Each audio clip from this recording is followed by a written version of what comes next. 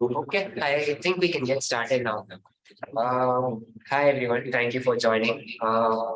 For those of you who don't know us, we are Sahaj. We are a tech consultancy working on niche products in various domains. DevDay is sort of our community outreach program sort of thing where we bring in experts and other tech consultants in the space to bring forward their opinions and sort of share their experiences while working with tech projects and other things like that. Today we have our speaker Dileep from Sahaj's Bangalore office, who is going to be presenting on the right data stores that you can use in different apps. Yeah. Over to Dileep. Yeah, hi. Okay, thanks for the intro. Take that right with no limited opinion from my side, because there is no absolute right, obviously. I mean, we try to fit right to the context, given context and given requirement, and things might change, and there might be multiple options that fit together. So with that, basically, today we are kind of trying to focus on data stores, basically what it means, why do we need it, what's the context, and what extent we can call it as data store, and what are the characteristics that you might want to kind of see in a data store, right? Like as a solution, application solution developer, or like maybe analytics based kind of intent. So there could be a multiple expectation of the given application. So we'll see those traits, like what to watch out for, what is our need. And we'll try to kind of discuss certain use cases. It will be a bit interactive. We'll kind of try to see what comes out and like what fits, what's the reason. So that's what is in my mind.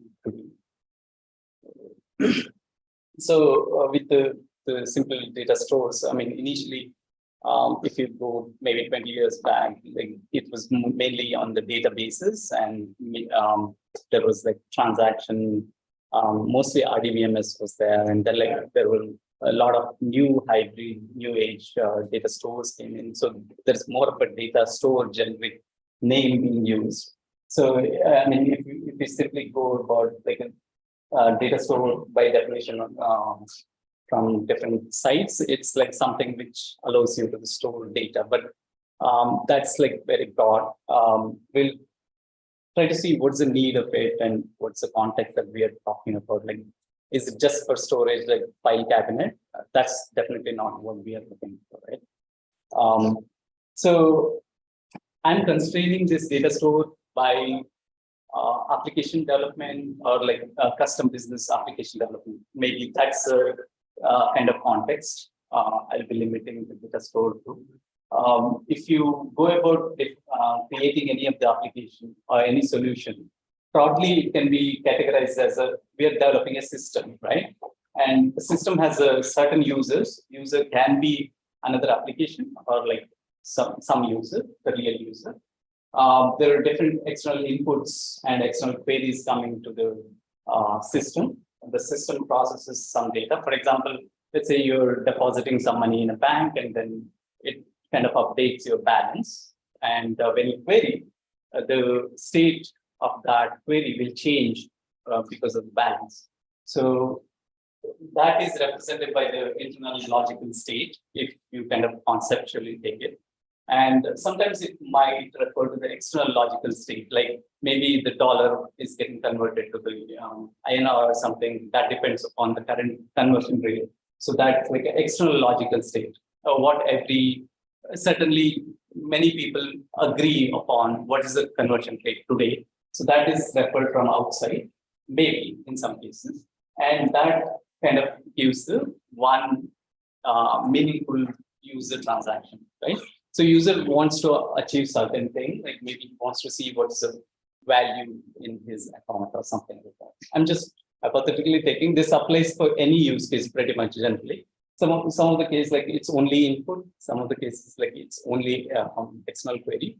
Some of the cases, it's combination of it, like external, it's mainly used as external output, where you have the input also, and it alters the system state and like outputs the relevant information.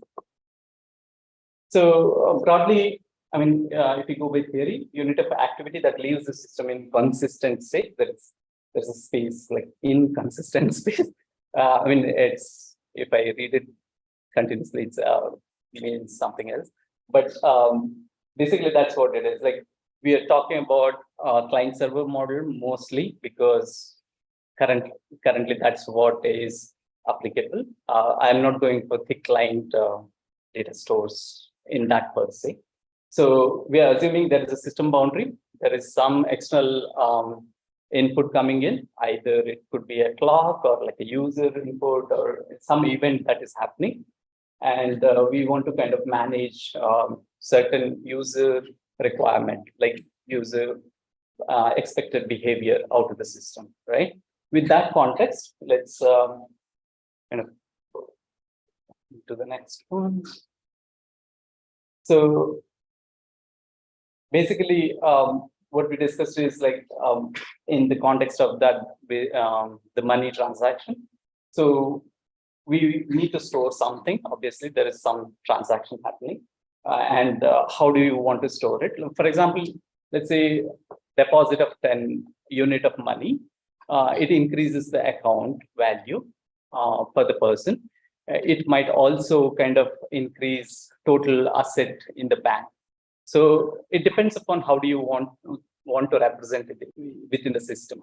Also, it means that overall transaction of that user has been kind of altered. So what you are focusing on will kind of drive the structure that we are looking for. Like, do we want to track his transaction over like last 1 year? If that is the intent, then the structure that you might want to choose might look different, right? If you just want to manage like the transaction value, I mean, value in the amount that's available in the account, that could be totally different. I mean, you can choose to ignore the details for that. And how long do you want to preserve it? Like, let's say, if you, I mean, it could be like a legal requirement, you want to keep for like a year or something.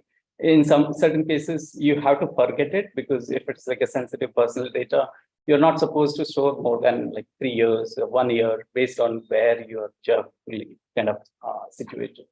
So all those might kind of come into your design criteria. So you might have to kind of watch out on those, right? Basically, one is capability to store it. The capability to erase it also sometimes becomes important. If it is like up and only database, you might have to kind of do additional kind of effort to remove it. It means like a rewriting complete database, like a terabytes of data over some time. So who can access that? Again, it depends upon the use cases. Like certain use cases where data is not so sensitive, you can choose to ignore. But in some cases, like if it is PII data, where let's say you're sharing credit card information, even the admins are not supposed to access as per some of the policies, then you have to take additional effort to implement that. Or like some of the database might support it out of the box. So those criteria might help.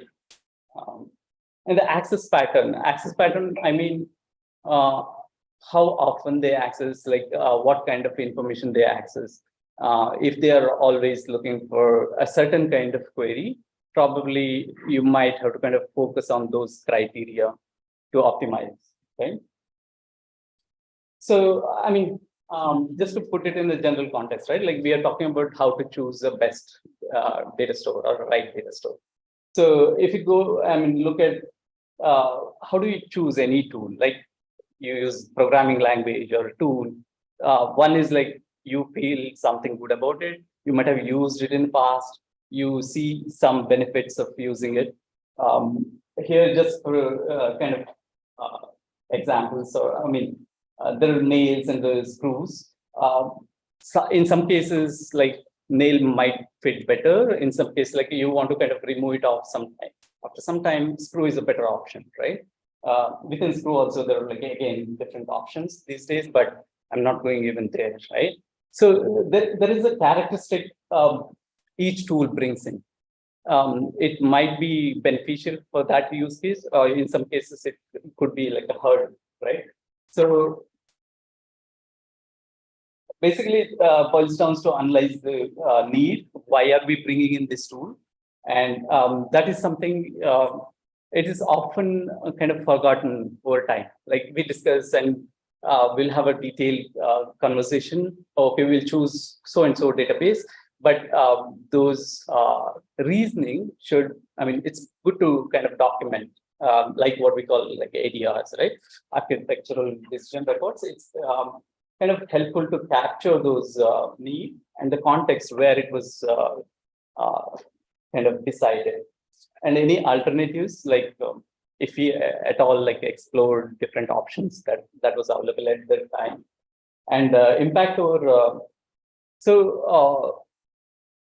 The immediate impact we understand, like for example, for given payment transaction, right? Like these are the criteria. Maybe it should not mess up with the balance, right? But over the long period, like after three years, what happens with the old data? Like, are we going to purge it? Is it still meaningful? Is it going to slow down the database, or like data store that you're talking about? So those, I mean, talking about that upfront, and maybe at some point, like experimentation might help. Yeah, exploring like available tools and capabilities. Tools, most of the time it's easy to get, I mean, go through the getting started guide and just install and run it. But what I mean by capabilities is like use it to the production grade instance. I mean, at least dump the 10% of data that you're looking for and different use cases just to get the understand the mechanical sympathy of it, right? So when we talk about the Screw and Nail, we know exactly Nail doesn't have like it just works with friction, the internal mechanics we know. So we can tweak it to the use case that what we are looking for. Similarly, in the database, if we are talking about like a write heavy or like some database store allows easy to write, but reads are like slow and they have to kind of go through the voting, etc. Then probably you can kind of watch out for those traits, right? So with that, like traits of store, I mean, I just want to kind of bring down like what are we meant by like trait of store, right? Like here, all of these are like storing money, whereas different needs, different kind of risk of failure, and different, I mean, if you see the safe, there is like a low number of transactions, but the reliability is very high. I mean, you can't afford to kind of breaking a lock. Whereas the wallet, like it should be easy to access. If it is like heavily locked, you're in the middle of some transaction, you can't use it, even if you have money. So the traits, it's okay to lose the wallet, but you should be quickly able to access and use it. The bigger bank, obviously, you want to save. It's like in the database world, it's write heavy, read sometime. I mean, never know. So basically, bringing out those traits in the context of the user and the application, not necessarily just assumptions. Sometimes you might want to talk to the user. For example, the bank example that we talked about, the transaction. If for user, it's important to see what is his balance, not last 10 transactions, then you might have to tweak, I mean, consider that those aspects while choosing a query, not necessarily data store, even modeling the queries or like making it available, right?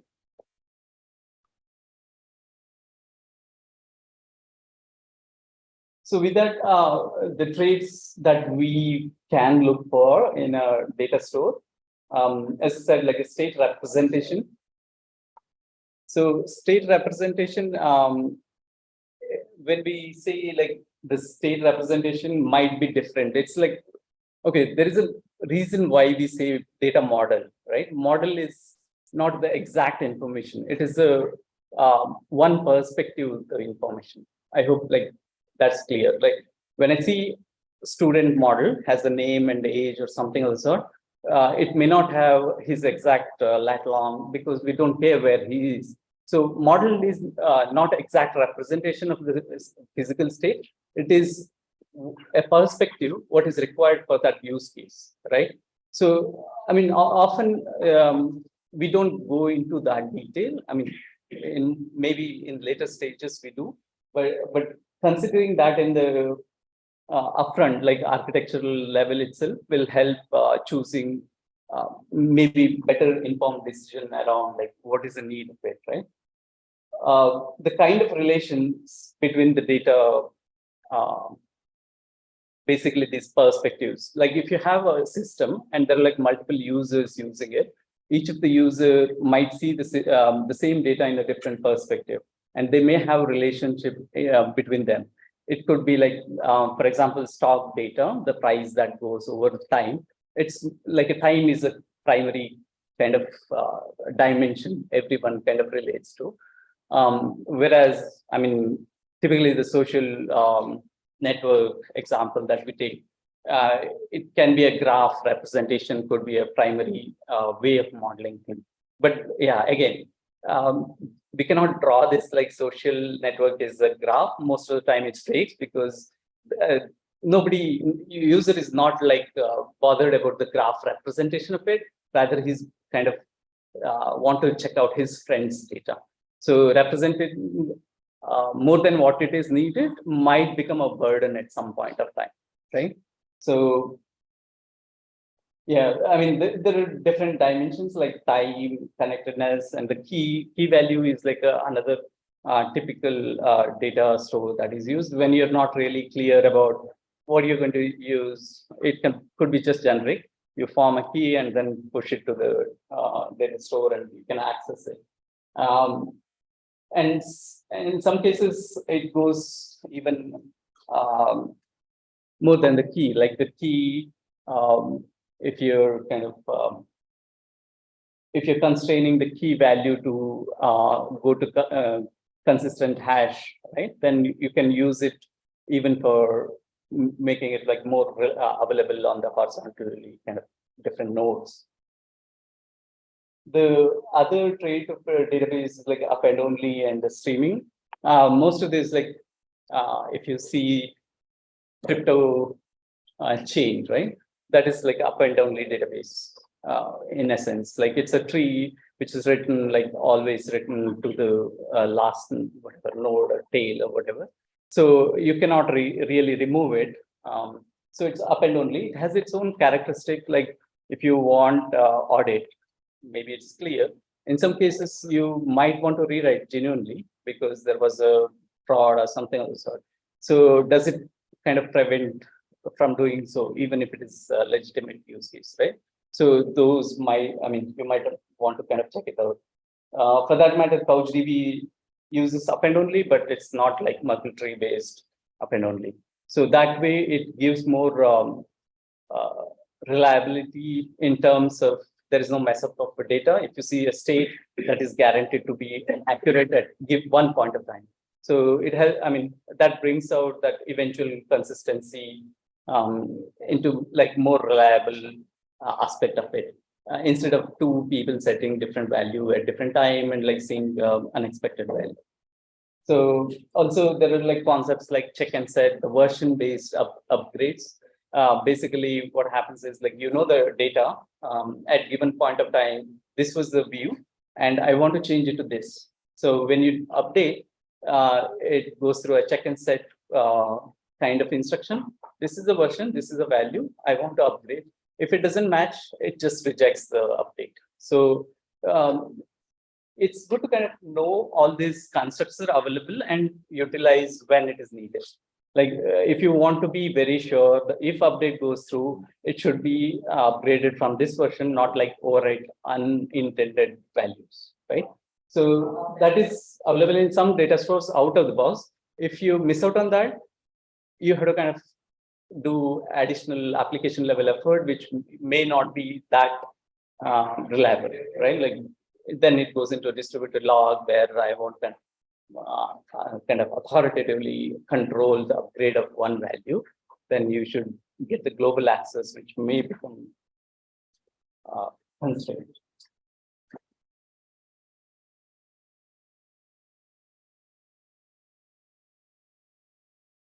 So that was about like a state representation. Once we have like a state representation, this is suitable for a given use case.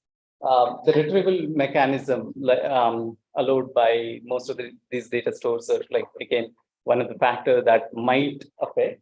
For example, business user want to see the data without much of effort, like maybe then it should be like general purpose SQL or some other query like the GQL or whatever. Like the query support is what we vote for. And like, let's say if you are having a structured data like a JSON or something of the sort, then the queries related to that might become very complicated for business users. Then the combination of those two might not work out well, right? Like, so thinking through these different aspects, different users will kind of give you a better view of which data store might be a candidate uses. Support for different languages nowadays, it's not that big issue because most of these databases like come with the common language binding, which will be kind of made available in different languages. However, they're like, if you're early adopters, watch out for this because often that comes with the bug, like it says, I support streaming, but I don't support these constructs. And that's when like you get into like fall back to a different mode, or you might have to write on your own, like this process. Tooling support, this is not much called out, like when the DB is fast, it's reliable, but I end up using it. But when it comes to maintenance, troubleshooting, there may not be enough tooling support, like migrations, like doing diff between two environments and like those kind of, even the community support comes into the kind of action there, right? So access control, we already kind of talked about some of the major databases, which are like more than 10 years in the space. They almost supports like a attribute level encryption, those kind of advanced features, but some of the hybrid databases may not, or may not have it.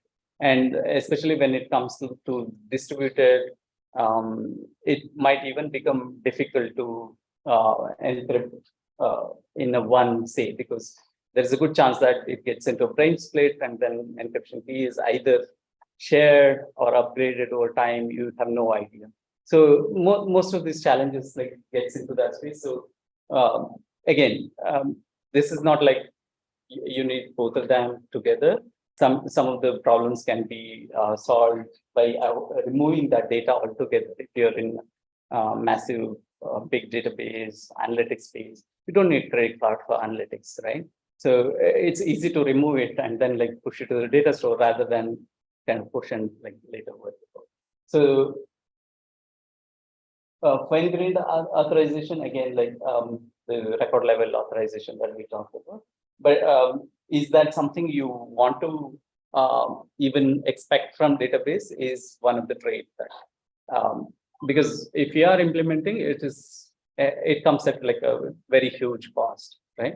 Whether that cost is justified by the scale of the application that we are implementing is something to be documented and consciously kind of decided. That's all. Ability to support like required volume. This is like this is a major portion of data store. I just made it a single and like a small bullet point because it's often talked about and like pretty much everyone is like in line with, right? The consistency, transaction support, scalability, durability. Again, durability affects that append only that one with that exception. I think mostly the rest of the stuff is fine. Backup and recovery, these are like a standard procedures. Often, I mean, you can't really ignore. Often it is not tested that well, but like you have to have a kind of check on that at some point. Like even after MVP, just schedule within a month or 3 months, do a complete failover, get it from backup and recover and make sure it works, because I mean, most of the time it doesn't work in one setup unless you're using kind of something managed already. Yeah, the time to recovery and again, DR requirement depends upon the application context. Observability is like one of the key aspects. Like when you are into a database, you're done with the MVP, the application is really getting picked up by the users, right? Like there's a massive on-ramp of user. Now, exactly, you hit that bottleneck where the database is becoming slow, user pages are loading slow. Now you have to figure out what's going on. It's easy if you have observability built into the production system, right? Like at the page level, analytics, that's fine. Even the database level, what queries are going on, what is slow, what is the hot zone, right? So which index is taking a lot of hit. I mean, based on whether you use index or not, based on the database that you use. So make sure, I mean, if you're adopting a new database, make sure these are there in place. Most of the time, the experimental new databases comes with very limited or its own metrics support that may lack like what exactly what we kind of expect in the production system. Even I came across some of the database, like it doesn't even have a good backup and recovery tool set. Like you have to pay for database is open source, you have to pay for backup and recovery, which comes like too late in the cycle, right?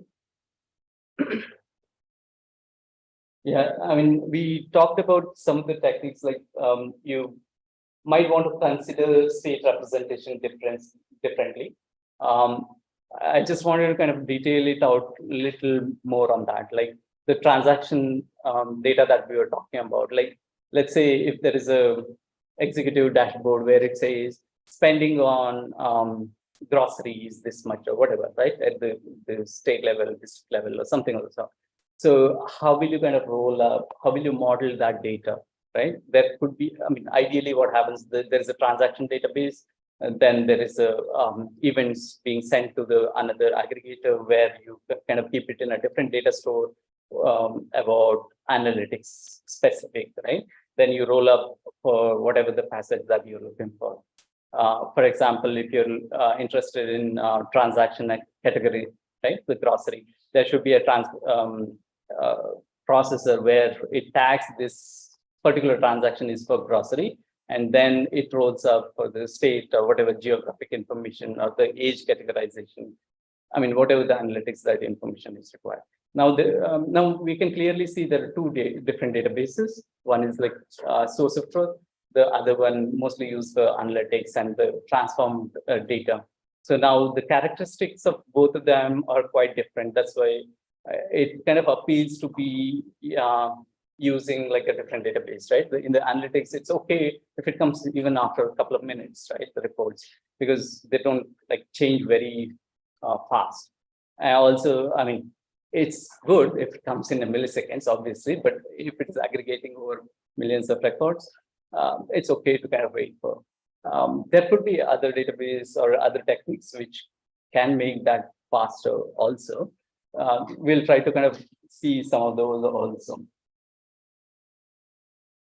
Interaction between different actors, like we talked briefly about the social network, right? Like now, if you just think about it, if you put all the users in one linear scale, right? Like one, let's say 10 million users are there. Now, anyone can talk to anyone, right? So there is an end-to-end relationship. So now, because of this, you are forced to push that into a single data store. I mean, if you go with the classical referential integrity and all stuff, right?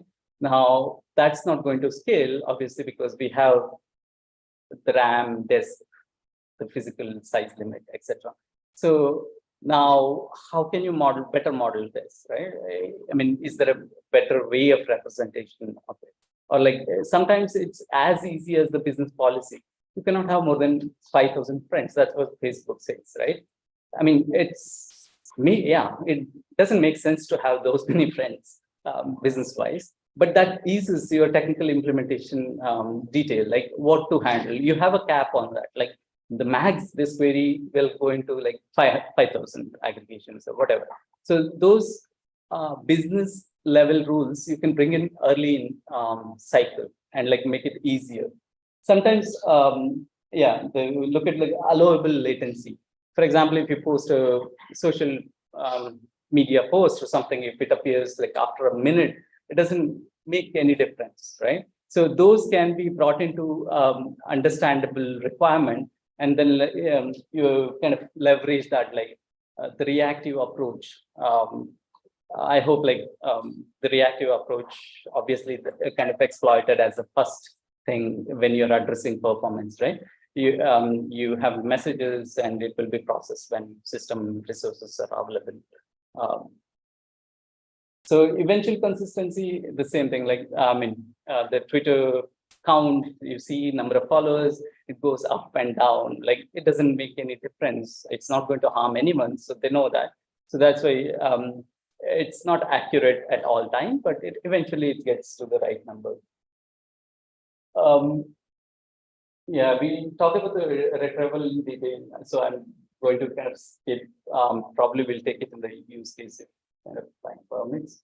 Multiple stores, we already kind of tackled two of them, like transaction and the analytics system. In some cases, it might be more than that. Like if you want the transaction history over time, it may not be solved by both of these, like analytics event of past 3 years in sitting in a Cassandra or some kind of that data store. If you just fire a query for last 3 days, unless it is indexed on the time, it's not going to answer, right? So you might want to look for custom solution in some cases. Like if you want to just draw a graph sort of thing, if that's a user requirement, you might want to kind of explore time series, whether it makes sense. If there is a, consumption or like expenditure, average expenditure, etc., which is like a window-based calculations. And simulate the solution. Most of the time, you kind of go, there will be roadmap of the product. Like right now, this is MVP, but this is how we want to grow. Like you take those pieces and see if the choice of data store fits at least approximately after 1.5 year, 2 year, 3 year. Sometimes like, oh, it just works now, let's kind of rewrite. Rewrite is not that simple and easy. And most of the time, the database abstractions fall into the application layer. For example, if you're using graph database, you're kind of, that there are nodes and edges, and the application code is written in a way that it assumes that there are nodes and edges. And it's hard to shift to, let's say, the key value or the relation database. Even if you shift, then you have to model the graph in the relationship database, like RDBMS or sort of thing. So, it's easy to kind of consider a future requirement, like at least up to some approximation, and see if it kind of is in line or not. Yeah, the best kind of rule of thumb is like, you think you're owning this application, running in production for 3 years, anything happens, it's your headache, right? So that it's pretty much like taking ownership and like making sure everything works end to end.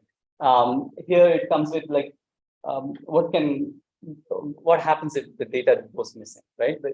Let's say you're kind of experimenting a new data store. That could be it could be a distributed data store, works on consensus or something of the sort. And then there is a network partitioning and you're losing out data. How do you know that it's not going to happen?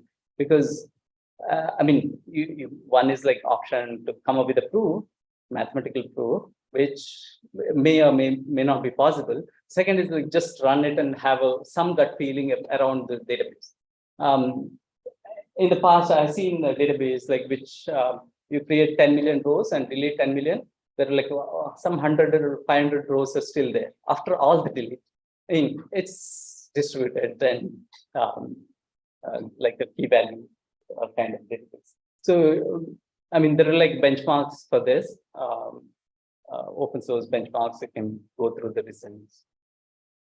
What happens, again, the different, like it's a basically what I'm trying to see is like invert the principle, assume that everything is going to go wrong and kind of test it out. So that's pretty much it. And actually test the performance. I mean, performance tests usually done like after MVP is launched and there are a lot of users are there. Now you're hitting the problem. That's when most of the performance test gets into the action. Rather do it like bit early in phase, like unless like you don't believe in the product, right? Obviously, you're building it for something like million user scale. Just include that in the early in the phase. So you might discover, or like you might want to pivot the product a little better to kind of cope up with the scale issues. With that, like I just wanted to see high level what are the options available. Pretty much everyone we know, like relation, NoSQL, within that, like document, column family, key value, graph, time series, in memory, and new SQL. Relational needs not much of explanation. I think the document, again, when it's unstructured, most of the reasoning is about we don't know the schema upfront, so I want to use a document database. Maybe it's valid, maybe it is not. In some cases, like I don't know schema, then how will you even interpret the data, right? Like I'm not saying it's always works that way, but like question that also. Like if you don't know schema, how we are going to kind of use that data?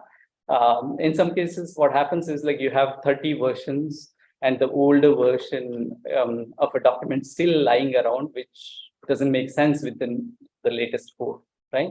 All that, like over time, there's no migration constraint unless you're explicitly doing it, because there's no validation, free schema, it will be lying around. So, I mean, just watch out for those kind of issues. If it fits all these criteria and like it's appealing, obviously the document is way to go. Column family, again, when you have a lot of attributes which you don't know in advance, column family kind of shines.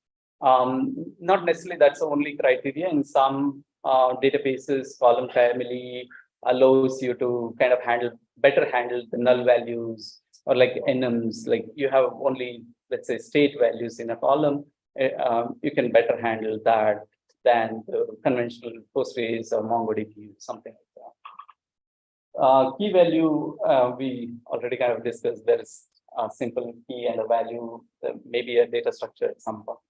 The value can be any data structure. The graph database, like when we care for traversal, the connectivity between two nodes, the weight between them. But again, it comes at the cost. It's not like graph, just because it's a graph database, connection between A and B is like not I mean O of one query. That should be like kept in mind. Even the graph database has to do a traversal walk and then come back. Maybe it's faster than we doing it, like pulling every node and then explicitly walk. Time series, yeah, when it comes to time series, like the major key factors that like, how much of old data that you care. I mean, discard the old one, or roll-ups. Roll-ups are like very kind of savior in the time series. Like when it goes like a last year data, I don't care about the second level precision, like when you spend. Maybe the January, February aggregation is good enough. So roll up the data month level, week level, and then kind of make it still available for business with the meaningful values, but without much of technical burden that it brings. I mean, imagine just, let's say, smartwatch sending about heart rate every second over 1 year. It results about, I mean, if the like doesn't make sense. I mean, you're not going to do anything meaningful if one value is like high or low. So, I mean, those are the very valid cases for rollups, and business will agree. Like it's just about throwing back. Do you really care about like a second level or millisecond level values? This is going to cost this much of this space. This is the dollar amount. Like, do you really care about that? So, in memory, of course, we know we have seen the wallet. Like it should be very quick, but it has a limited value that it can store. That's where it shines. And we don't really care like if we lose a little bit here and there. New SQL, it's like a hybrid SQL. Right now, I think CockroachDB, other than that, PIDB, I mean, those are two open source contending for this category. Otherwise, mostly it is proprietary, like Spanner, Azure has its own Cosmos. So the claim is, it's like they can act like anything. They support binary level different databases and kind of guarantees that is given by the ACID transaction along with the horizontal scalability.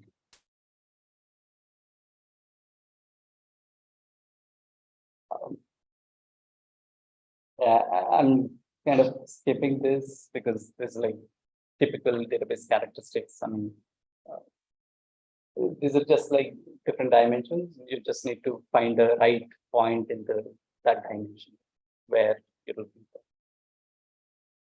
This is one of the old report. Like I liked it a lot at that point of view. It's like 2014 report where it was trying to map different databases available in different, zones like relational, non-relational, grid-based, cache.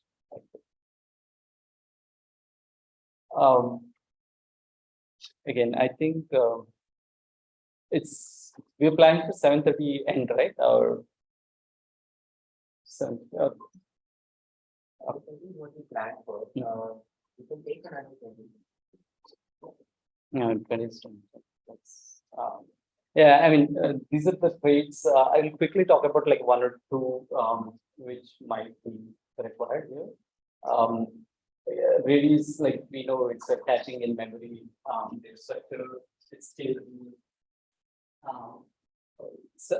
sometimes like it supports a lot of capabilities these days, like a distributed locking, messaging, PubSub, all that.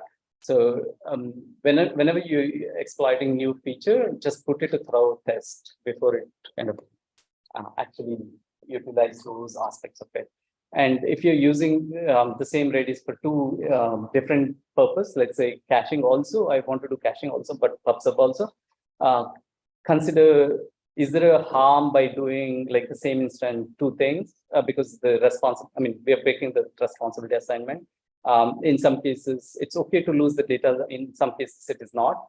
But eventually, your RAM might have 32 gigs of data, which is kind of flushed to the file, which takes like a couple of minutes to load, and your production is down till it comes back, right? Or it will be answering some wrong answers to the API. I hope like. So that's a problem with the multi-model databases. Like multi-model is like some of them supports document, key value, a relational equivalent SQL also. So be watchful of like what exactly it does. Azure's Cosmos has a MongoDB binary compatibility. Also, it supports SQL. So going by the kind of basics, right? Like obviously it is trading off something. Like a first principles clearly says that if it is sharded, obviously the network connectivity is slower and your queries are going to be slower. You can do some clever thing to get it faster, but as long as it lives in a single node. So apply first principles whenever you go through the salesy kind of features, right? The same thing. The one trait about the graph databases, it shines when it is in single node, but when it kind of goes across, every operation become like slow and so because traversal has to hit multiple hops.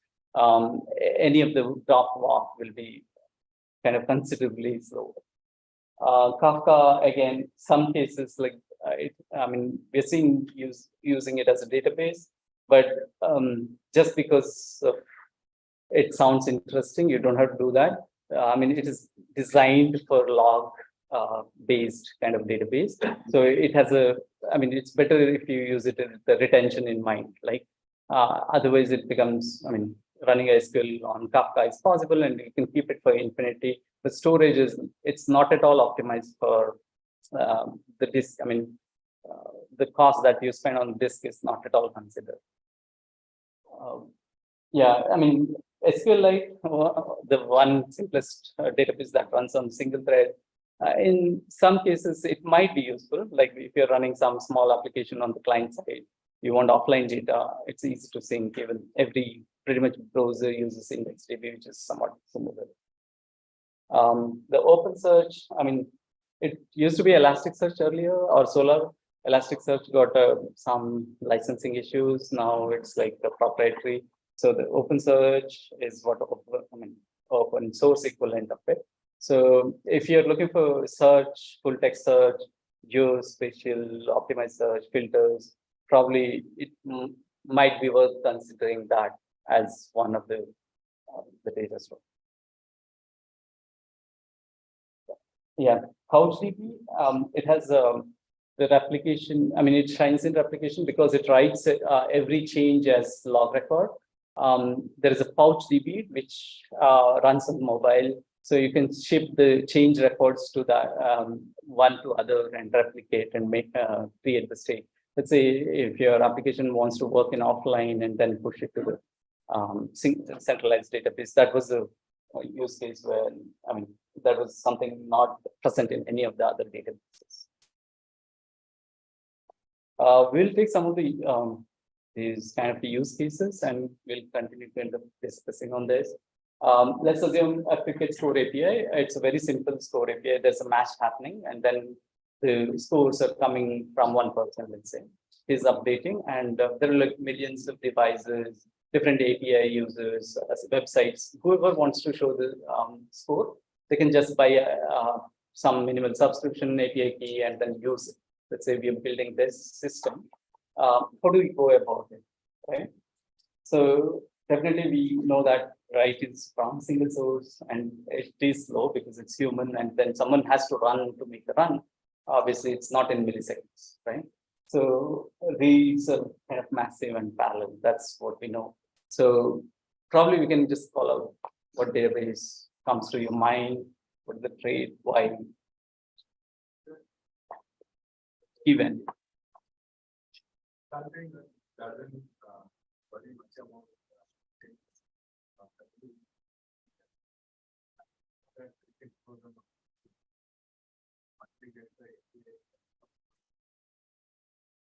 like matching and also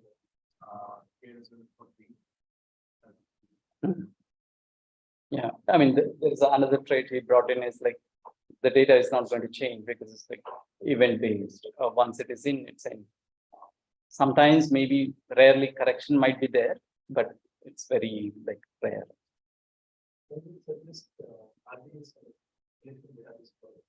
Since write is and read, Okay, and like what if it crosses that read limit of, let's say, a typical medium box crossing 4K reads per second, right? Then probably you might have to go with the read replica, right? constrain the size of the data probably. Yeah, in memory is also okay, but like what happens when it crosses that one machine limit? I mean,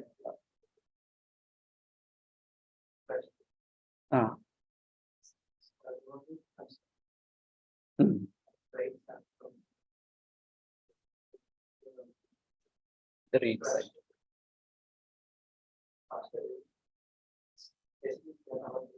Yeah, but it brings in cluster propagation also as a one of the problem. But yeah, that can be kind of, you have to.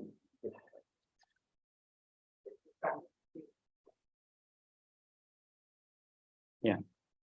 So I mean, we kind of heard like at least varying solutions, right? So definitely it comes. I mean, there is no one right or wrong. It's just a trade. I mean. So I was just wondering, like, can a CDN solve this problem, right? Like, if I have, as I said, like one server which has in memory or whatever, it can handle only one request per second. Even that is fine. but CDN caching it like with the expiry of 1 second or something, right? I mean, obviously we are kind of watching on the external service, but I mean, we know the trade that the API response is not going to change per user here. Like it's no matter like 10 million or 100 million users query, it's a exact same response is going out. So which is which is rare in most of the applications. Even here, if it is the API key is wrong, you have to kind of throw them out and all the stuff. But when that comes, it becomes challenging, like it's the CDN approach, right?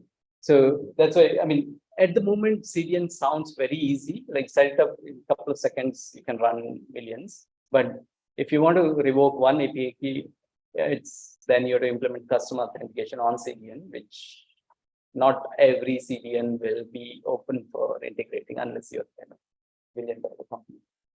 And the other thing, can it be a streaming data store with the replication nodes? Because scores are like streaming in nature, right? It's like the diff that is happening, like 1 score, 2 score, whatever.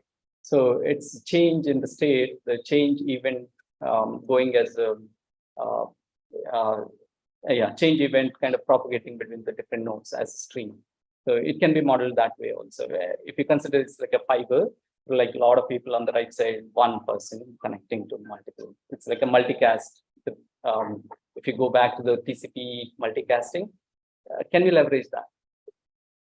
Right? That's a very valid use case. Like UDP is multicast between 10 different nodes that serves the API. That can also do that. I mean, there are different possible kind of solutions. It's always kind of good to understand what happens internally, like build a mechanical sympathy of like exactly visualizing this data in flow. That will kind of help most of the time in this.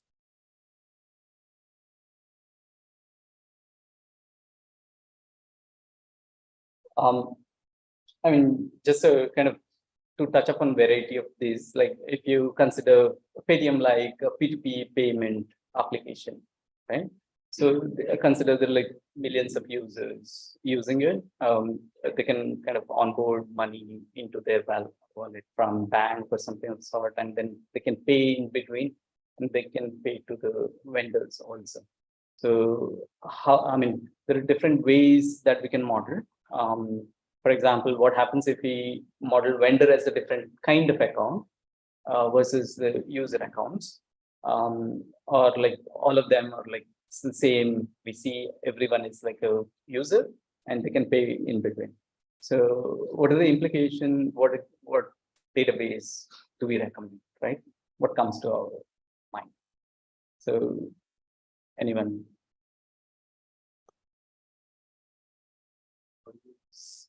Yeah.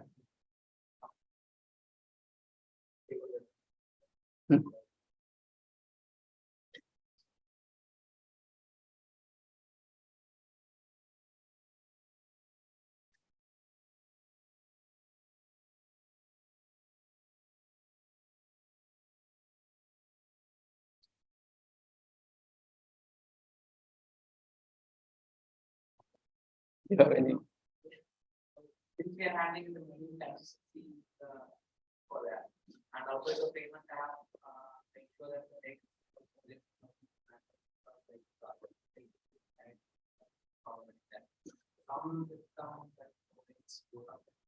also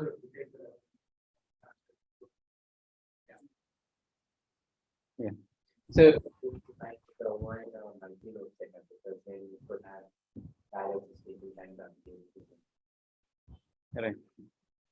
I mean, if you go with the RDBMS, there are like which one any multi-nodes ACID transaction is like. Are you talking about distributed transaction?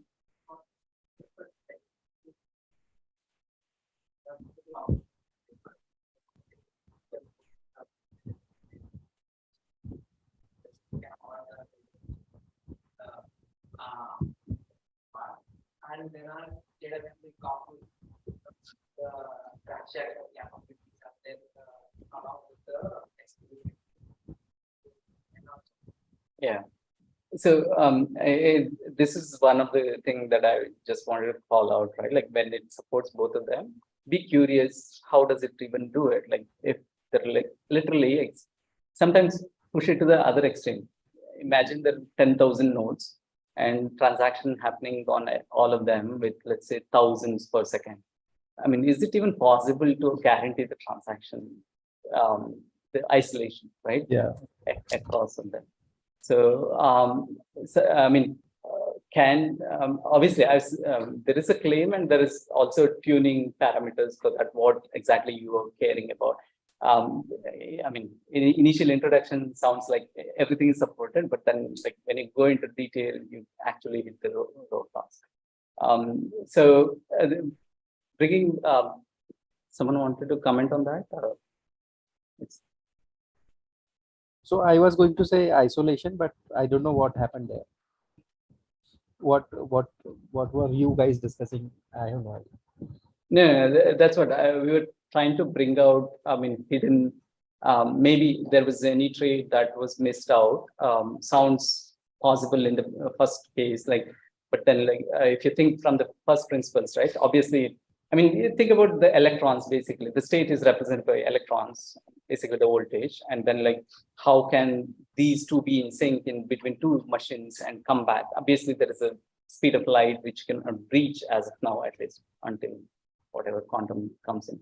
So for now, at least that's a limitation. No matter what database you get in, like if it is across different databases, obviously there will be contention issues, right? You might have to kind of test it out, those aspects. I mean, if I put this again on a linear kind of arrange them.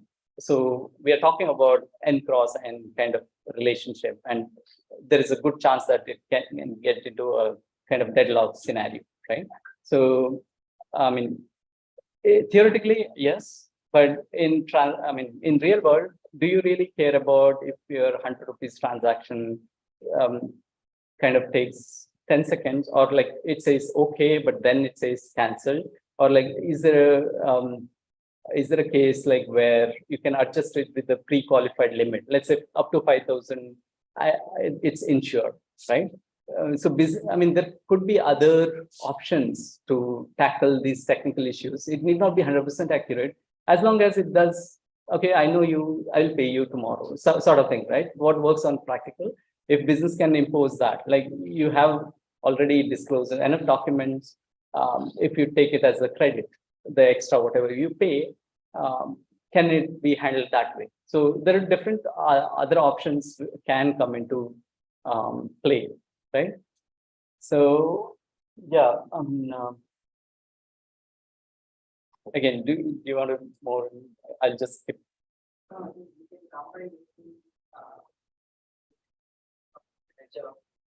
Yeah.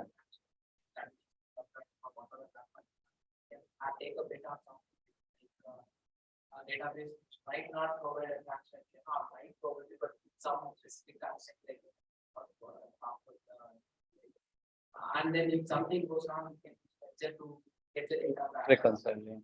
I mean, typically that's what happens. I mean, there is a reconciliation process, which is like part of the legal agreement that runs within 24 hours and everything will be settled. That's one option. The other inspiration, if you want to see from Bitcoin or the crypto chain, where every transaction is the change over the balance.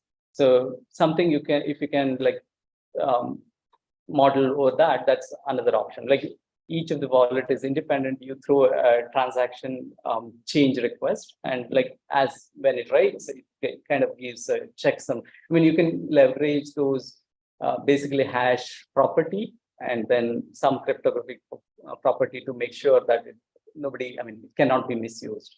And can you bring that into your application usage or like a database model to kind of remove this content? So that's also one of the possibilities, right?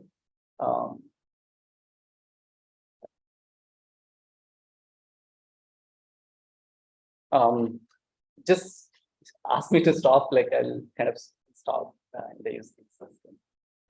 Probably chat server. I just wanted to touch upon chat server because it's an end-to-end communication. And here, the history also, sometimes it is important. You want to kind of go through the history, right? Or like you want to search, like you said something at some point, like you want to search. So it is like combination of many things now. It's like real-time data is also important, historical is also important, and search ability to search. So thought of kind of ideating on like what are the options you can leverage here.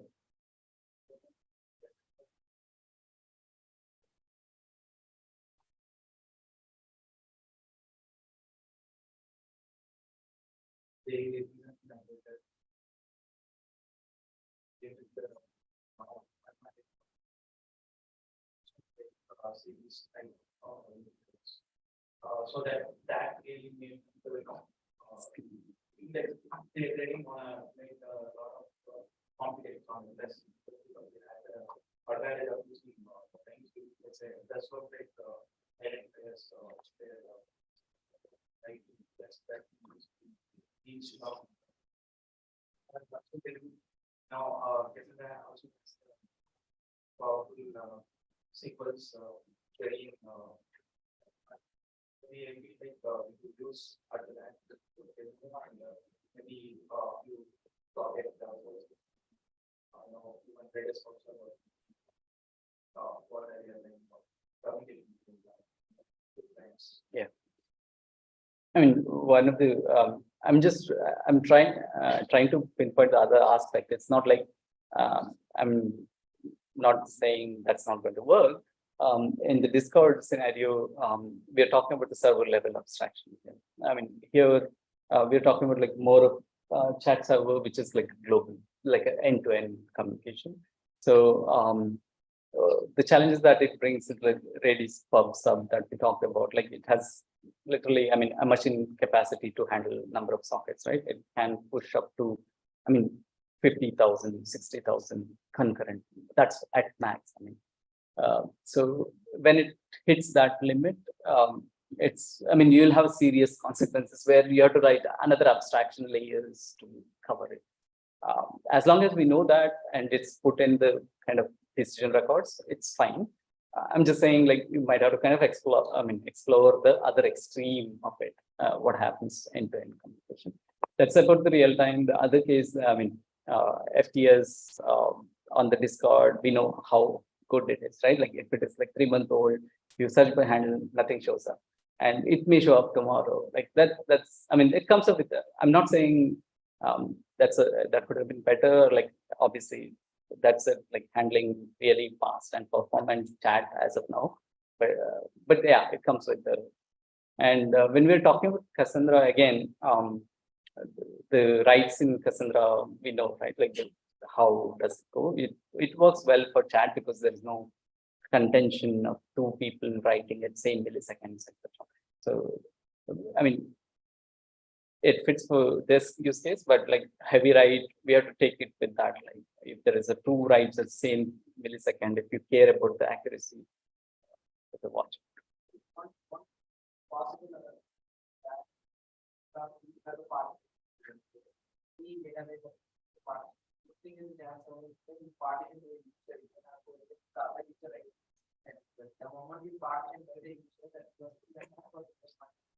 So even if someone is writing in the same millisecond or nanosecond, the user might not be writing at that same nanosecond, which is like practically impossible. Yeah.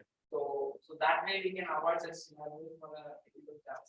No, that's what I said. Chat anyway, like assuming that it's a human chat, there's less likely that even if you're not key spacing, obviously you have to key space because Cassandra's main requirement is that. So even if it is not, then it's not going to collide. That's what I was trying. Yeah. Sorry. Yeah, search is another problem. He was talking about like Cassandra plus the indexing sort of thing. Any currently available any Solar or like OpenSearch, everything depends upon Lucene index, right? So pretty much that's where it is. So, again, bringing in even additional context information, like if it is whispered, you can leverage those like a server limitation, etc. Right? Like it's already multi-tenanted now, and again, there is a risk of sharing information in multi-tenant, right? Like, I mean, there is a good chance that your query escapes your that where clause, and then it can show. Okay, so I think this is the last one we kind of consider the news app where there is it's pretty much similar to the cricket one, but there is a personalization layer on top of it. I mean, it's just the news, but it's customized API responses customized for you. So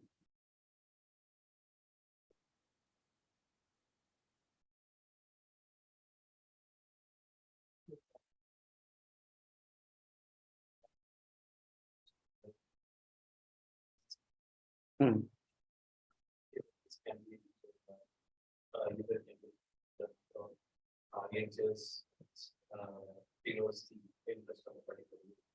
So one more nodes can be another set of nodes can be used integrating different form and building the form access to the particular yeah, I mean, it seems like you're proposing two-stage process sort of thing, right? Like one is about the preference. I would go for a document first use, please.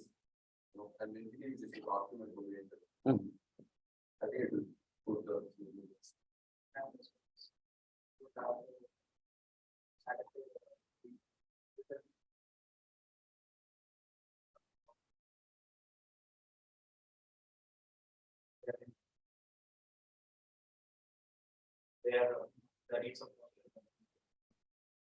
Yeah, but personalization layer comes on top of it. Right?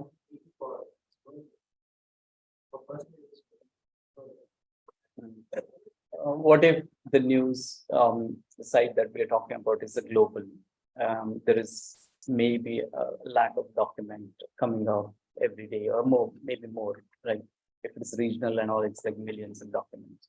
Then it becomes, I mean, that's what I'm just trying to push the other boundary. Like you're talking about like fetch all and then filter.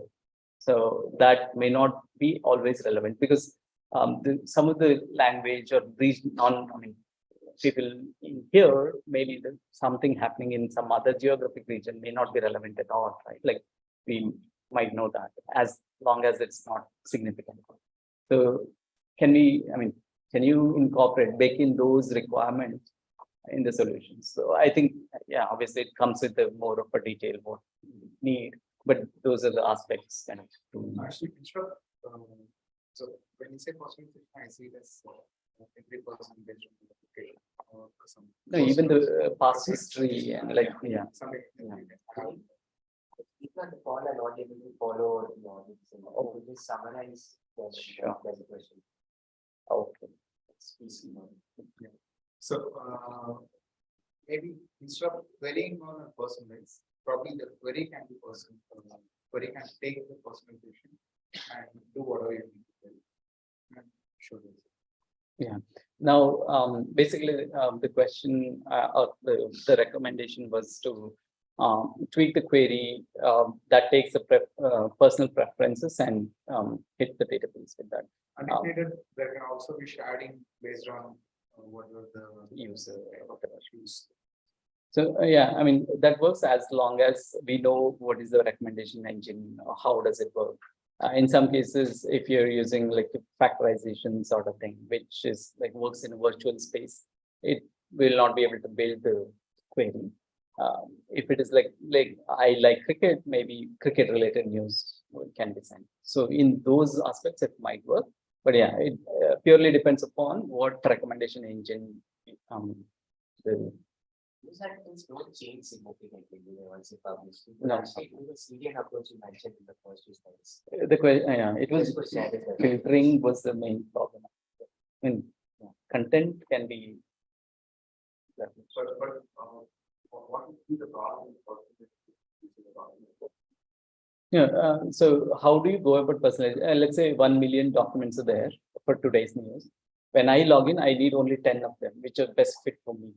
Right. So that's a question. How do we bring those 10? Logic aside from the and all the some service to the personalized users, which know the IDs for the one.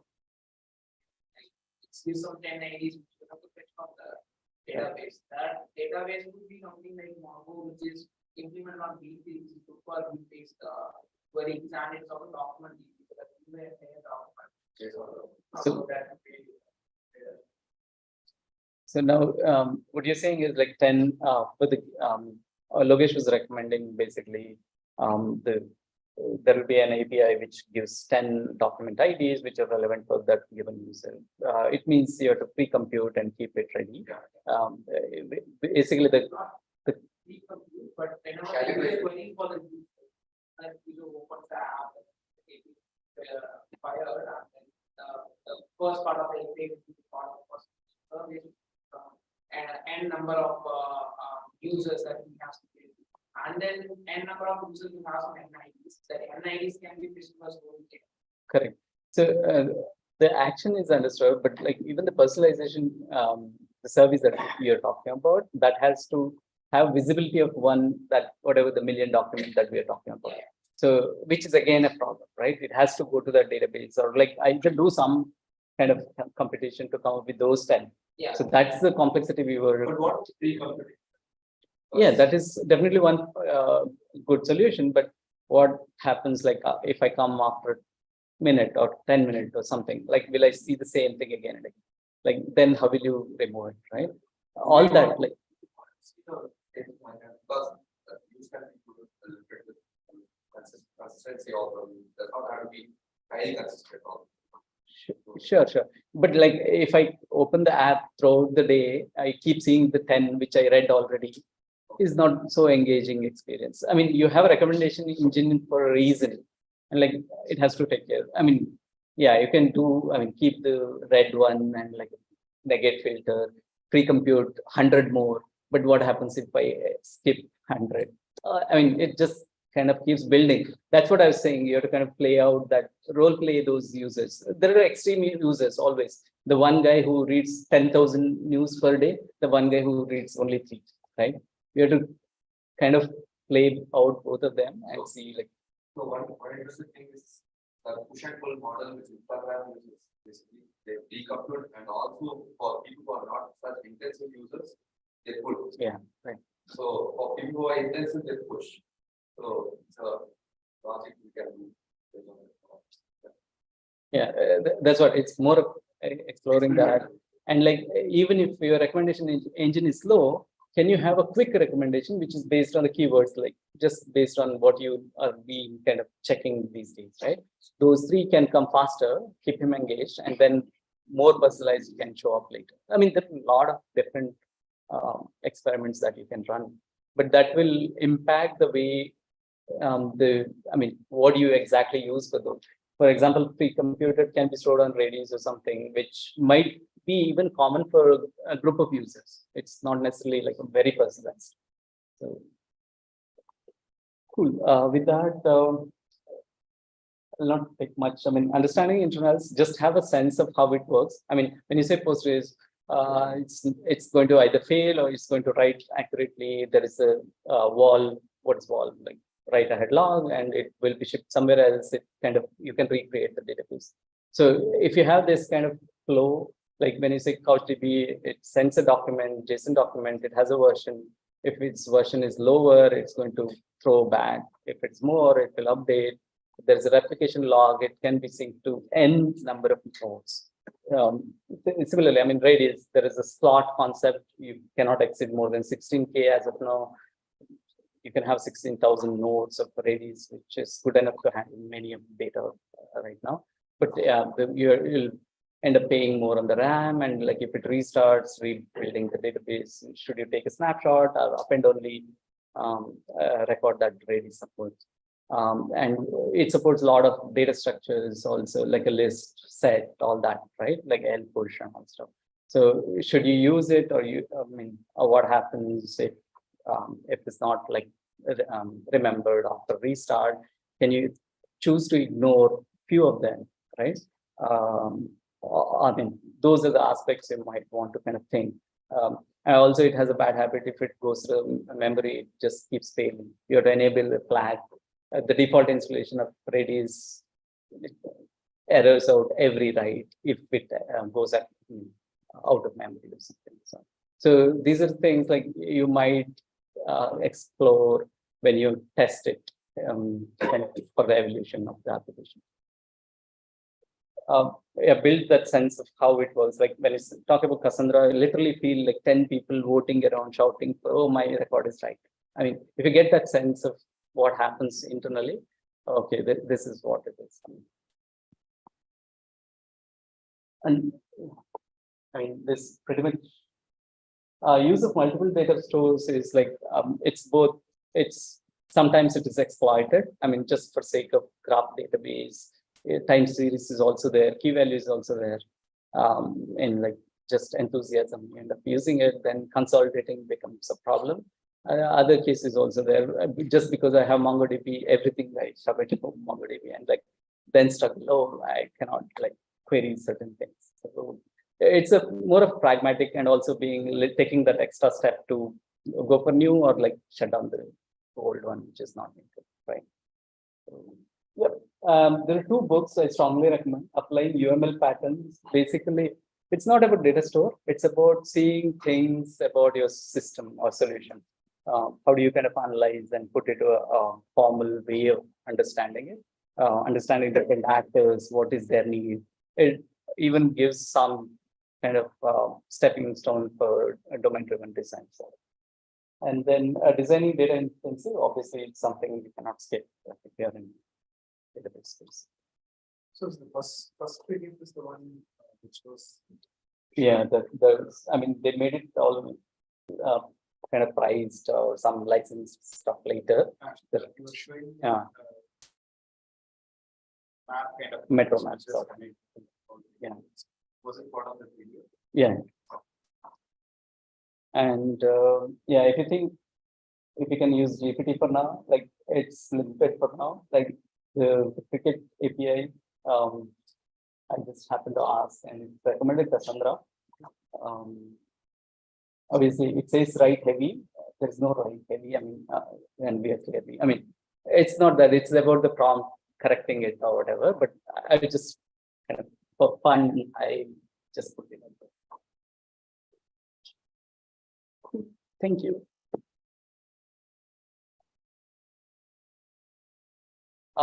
The DevDay is open for anyone to present, and it's, as I said, like it's open developer community. So please feel free to reach out, Lokesh or help, and kind of propose talk. Thank you.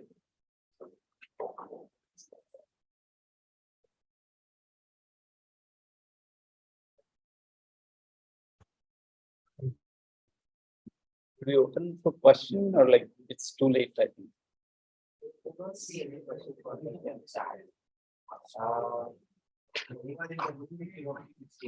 Yeah, we can have informal discussion if needed. We'll close. Hello. Hello.